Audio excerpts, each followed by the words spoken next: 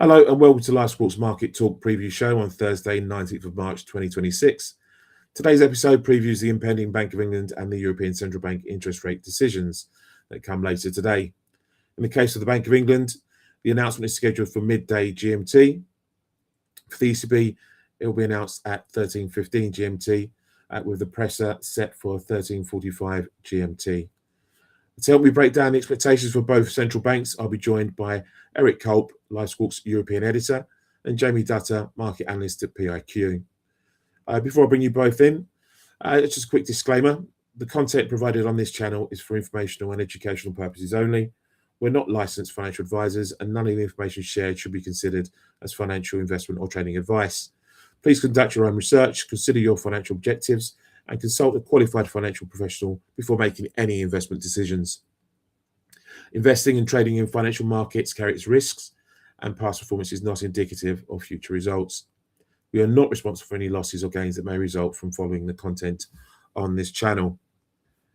That's over and done with now, and we want to press on then because again, it's quite a busy, it's been quite a busy week actually for central bank activity.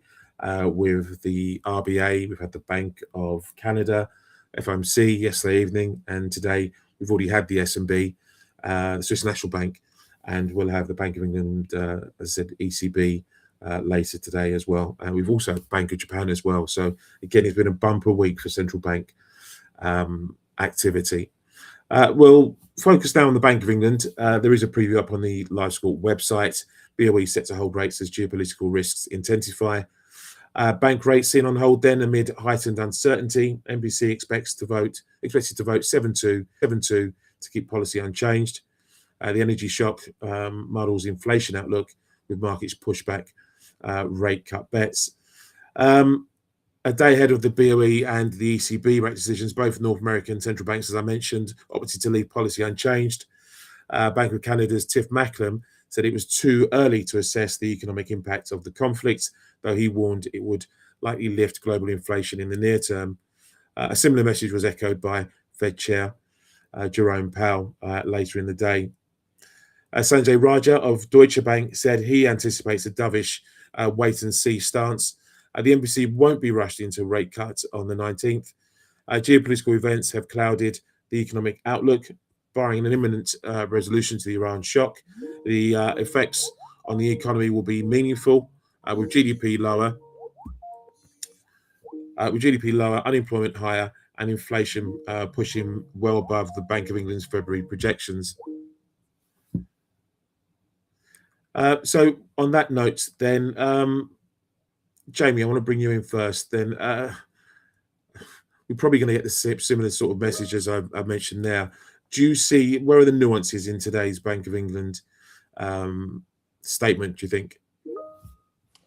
Yeah, hi, Harry. The nuance is a very good point, because otherwise we could just talk about everyone sitting tight and waiting and seeing, a bit like Powell did yesterday, of course. I don't know how many times he mentioned wait and see to most questions in the conference afterwards, but I think he sort of chuckled to himself. About 15 times. 15. Oh, right. Okay.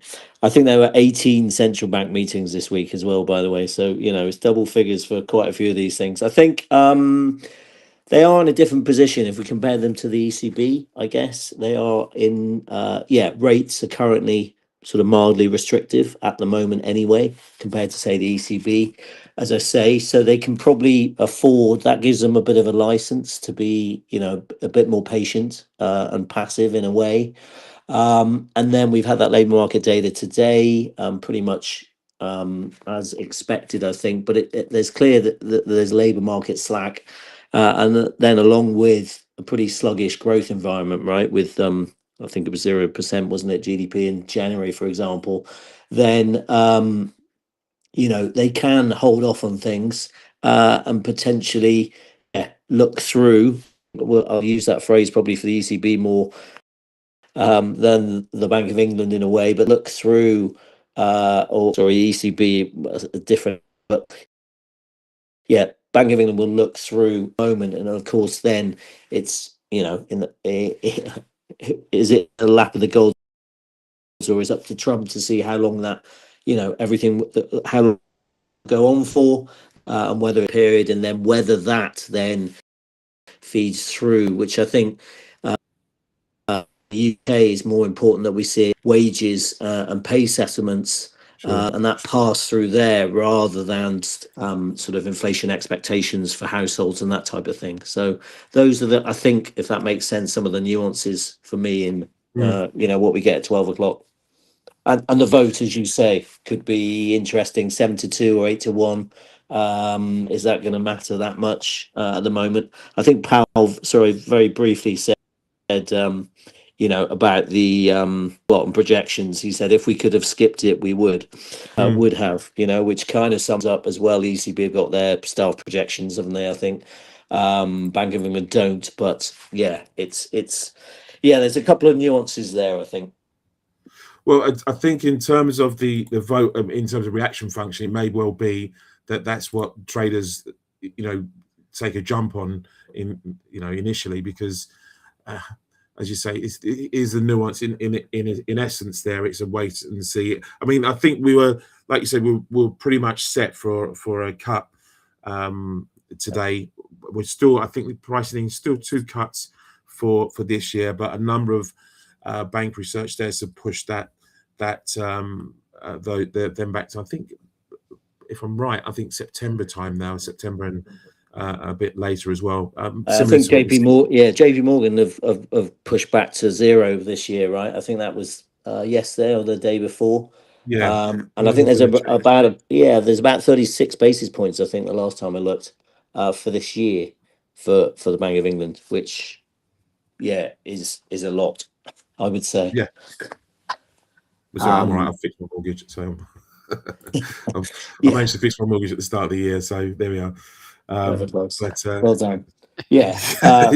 It was smug, but there we are. Right, I don't want to labour too much on this, because I do think because we don't have a press conference today, we will be getting Bailey, the governor, Bailey, just appearing on nationwide news, doing the circuits at the moment with journalists. So we will get a bit more of an explanation and a bit more understanding, I think, from him about the bank's view. But I really don't see it, and I think the market feels that way, that it's going to be a very similar message to what we've seen in these uncertain times. Like you said, and you pointed out, it's a wait and see approach for the Bank of England. And when we'll look at the connotations around the inflation picture, and is it really something that will mean we'll more like to see hikes than cuts, or the damage it may do to economic activity is the more underlying factor here, as I discussed yesterday with my guest regarding the FOMC and the US economy. Potentially we could see a higher rate of accommodation coming back into monetary policy. Just a quick note from HSBC here, and then we'll go on to the ECB. So the HSBC said at one point before the outbreak of conflict in the Middle East, the market was pricing in circa 85% probability of a 25 basis point cut at this meeting. With the rises in energy prices since then, though, that is now completely off the table. We still think the committee's Doves, Alan Taylor and Swati Dhingra will vote for a cut, making it 7-2. But for the rest of the committee, a lengthy pause will probably now be seen as the base case while we wait to see how global events play out. We have not really heard from any of its members since the conflict has taken hold. Alan Taylor spoke in the early stages, but still sounding somewhat dovish, but things have escalated since then. So this will be the first opportunity to see how the committee is reading recent developments. And the bank suspects that there will be a split down existing fault lines, with some more worried about second round effects on inflation, and others more worried about the demand side, as we've discussed. The committee will have early sight of the labour market data, which will be released on the morning of the announcement. This may no longer be the first order as it was previously. In other words, even a really weak jobs and wage picture might no longer feel as dovish given the new energy pressures. So that was commentary there from HSBC. So we did get labour data out this morning. Eric, I want to bring you in now for the ECB. Now, hi guys. Hi, Eric. Sorry, we're on manners. Same applies here, really. ECB set to hold rates again as fog of war clouds outlook. This is your preview piece that's up on the LiveSquawk website. Inflation ticks higher. New forecasts may already be old. So what scenario, you asked the question there. Do you want to give us a little bit of a preview of what you expect from today's decision? I think the ECB is going to do pretty much what almost everyone else has done and do nothing. They're going to come out and say, well, the situation is changing constantly. Because Lagarde likes to talk, I expect a number of scenarios that they'll talk about. I don't think they could really put in the information. They don't have enough information about what's going to happen to prices and growth due to the war, because we don't know what's going to happen with the war.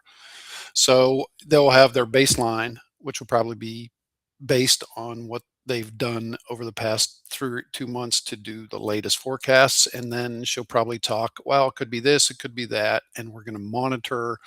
I don't know if they're still in the good place, though. So yeah, that good place was set to keep us on hold for the year, with, like you say, the potential for, well, some are priced in the potential for hiking.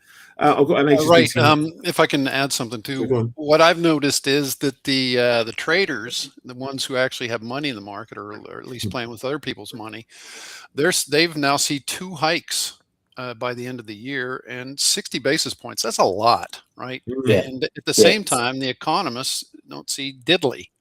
Of course, they don't lose their jobs if they're wrong. I guess we're going to have to go with the traders. I also think they're a little bit more worst case scenario, which the scenario right now, it depends on what kind of mood the people in Washington are in. That changes all the time. But they're dogging the Israelis about smoking some Iranian oil fields. I think midterm 6 weeks is the number I'm hearing on the war. Well, I Six think weeks in total, or 6 weeks from here? Probably in total. I think that's what a lot of people are talking right now. But the problem with these scenarios is here's a dartboard and go ahead and throw. Yeah. But then we're halfway through that, then, right? Over halfway through, if it's 6 weeks total, right? Yeah, pretty much. Yeah, we're in the third week. We're in the third week now of exactly, the current conflict. And we've got the known unknowns and the unknown unknowns that come from this. And what we have seen is, this bombing of infrastructure that we've seen, and you're referring to the Israelis bombing South Pars and Kaj Island. We've seen the retaliatory strikes on Qatar's the name LNG, right? Yeah, LNG facilities well. and on Saudi oil refinery. Yes, this is going to the repair time for all this as well. So there's going to be a bit of a bottleneck, even if this were to finish in another 3 weeks. Hopefully sooner. But this is the ramifications for this. The sort of shockwaves will continue, I suspect, for months to come. And so even if the war itself, the conflict does finish, and I'd like to think it would, but who knows is the short answer. Not even the US president knows, really. We are going to be feeling this for the rest of this year, at least, I think, and from what I've read and what I've understood. So how do central banks, what are they looking for in terms of tells? I mean, Jamie, all I've heard is expectations. It's about inflation expectations being anchored, because that's what the central banks will feed off of ultimately. Do you agree with that? Do you think that's where we should be looking in terms of tell signs about, Yeah, I think Eric put it well with the 54, 55 basis points, right? That's what we look at, or that's what I look at. And then, so is that too much? Is Lagarde going to keep pace with that hawkish repricing, right? So is she going to offer that guidance for markets that is 55 basis points worth? And I think if you look sort of before, and when I said about looking through, generally, I wrote initially about this whole thing saying, they're going to look through. It's going to be an energy spike, price spike, and that would be it. But then they do have, and I know Schnabel talked about scarring, scars from the previous wars and that kind of thing. Their last wars, against inflation, so they were too hawkish in '08. They were too dovish in 2022.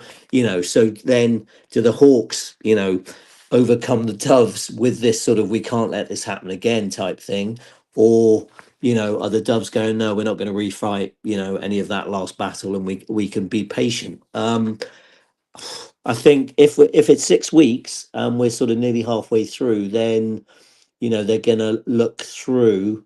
They're going to be scarred, but look through it in some way. And again, the ECB slightly different place, right, with rates, because they brought rates back to neutral pretty much. 2%. So does that make it harder for them in a way to stand pat, sit on their hands? Compared to, say, the Bank of England. And then even then, if they did go, they're up to 2.25.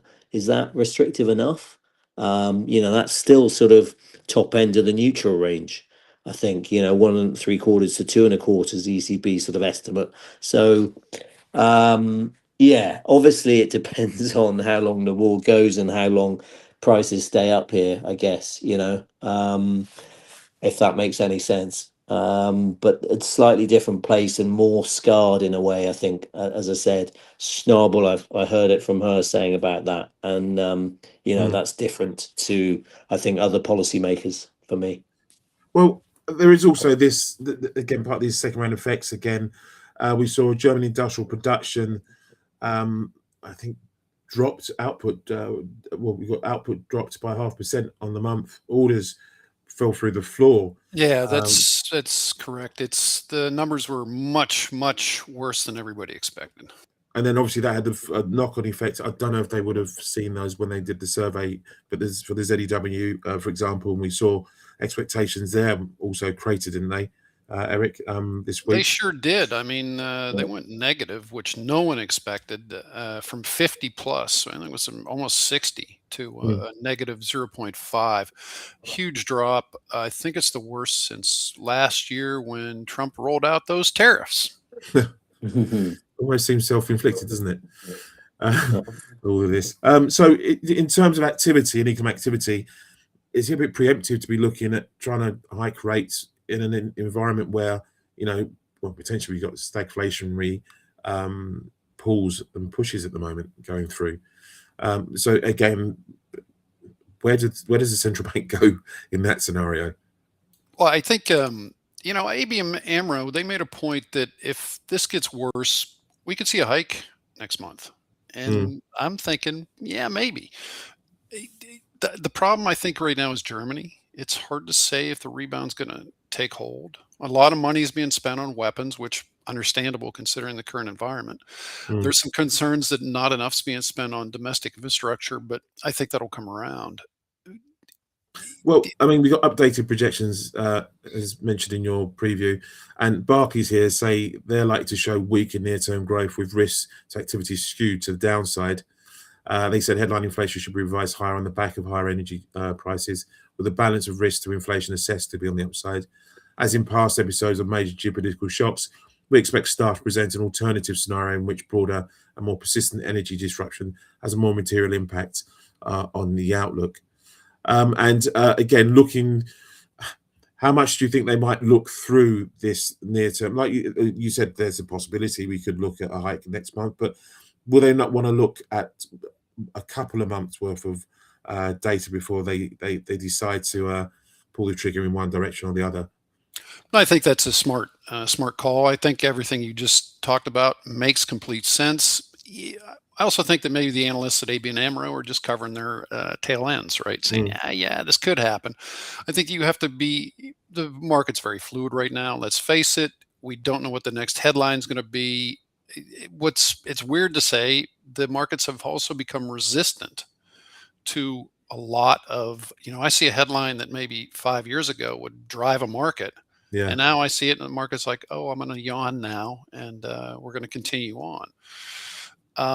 So, kind of scary. Yeah, it is. We talked about this before the show also, that we're kind of accepting more and more crazy in the world. And so, because the crazy sounds crazy, but when it actually happens, it's more meh than anything. You're like, who cares? And I think I think you're right that next month is probably a little early unless some crazy stuff happens. The problem is Brent. I mean, if you look at oil prices right now, Yeah. Brent is what? It's above 110, right? This morning.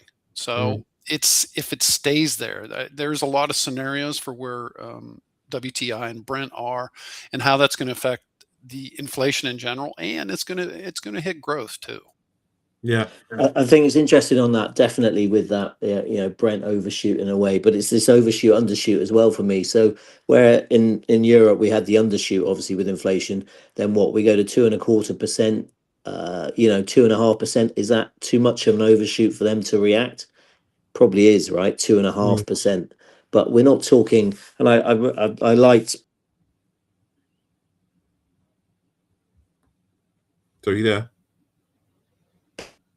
That back, didn't he? And said, Oh, we're sorry, not Jamie. in You the have to repeat the 70s. last 10 Let's be seconds. honest. Jamie, you have to Yes. repeat the last 10 seconds of what you said. We didn't hear it. No, I agree with Eric, and just pump prices obviously then potentially having an effect. But what I wanted to say was just about whether inflation at 2.5%, is that a big enough overshoot where we've had this undershoot for the last few months, of course, with HICP, but then 2.5%, is that a big enough overshoot for them to react? And you've just mentioned stagflation, and I think we go back to Powell yesterday and his sort of swatting away of any mention of stagflation, because that's a 1970s term, which was completely different, the numbers that we were talking about compared to now. I guess it's relative, but still, a shock of that magnitude, and that is crazy, as we just been talking about, and we're not used to that. But 2.5% is an overshoot big enough to react. Well, you get into that T word, transitory, or as I like to call it, persistence. And I think for all I've read and heard from, again, we've had a number of central banks now, Australia aside and the RBA aside, they're looking for more. They want more information, more feedback, really, more anecdotal evidence before they're willing to move from their current policy stance. And I think we could be in for a barren spell of, personally, I think we're in, and from what I've read, we could be in for a barren spell in terms of central bank action here. A lot of words and very little action in the near term until there's just a better handle on where we are with this conflict and just the full ramification. So that's what I'm reading, that's what I'm seeing. But markets are likely to react nonetheless, and to make those knee-jerk moves in the near term before settling down and maybe doing the same. Like you say, we're becoming inured to the is that the word? Inured, yes, Eric, yeah. the word, It's solid word. Awesome. To these constant one quick thing there, Harry, is I did write down literally the T word. you did? Yes, as a point, and they can't dare say that word, can they? I guess. Can they? Well, Eric, do you think? I'm not sure I know what T word you're talking about. yes, transitory, right? Yeah, I mean, does that mean anything anymore? I don't know. It's it was damning. It was damning, wasn't it, back then? Yeah, if it did mean anything, they've absolutely ruined it. Yes, that's what just to be clear, right? Because they ruin everything. They do. Right. Okay, well, I guess just to wrap up this episode now, because we are moving closer towards the Bank of England itself. As I said, it's really all about the communication on both sides of the channel, really, to understand where the central banks are. But the general feeling is that we're in holding pattern in the short term until there's a clearer path to see. So if you want to find the previews, you can find them on our LiveSquawk.com website. So the Bank of England in decision is coming up in about 90 minutes from the end of this recording here. So at midday London time. And we're looking for rates to stay on hold. They're at 3.75% with a vote of 7-2.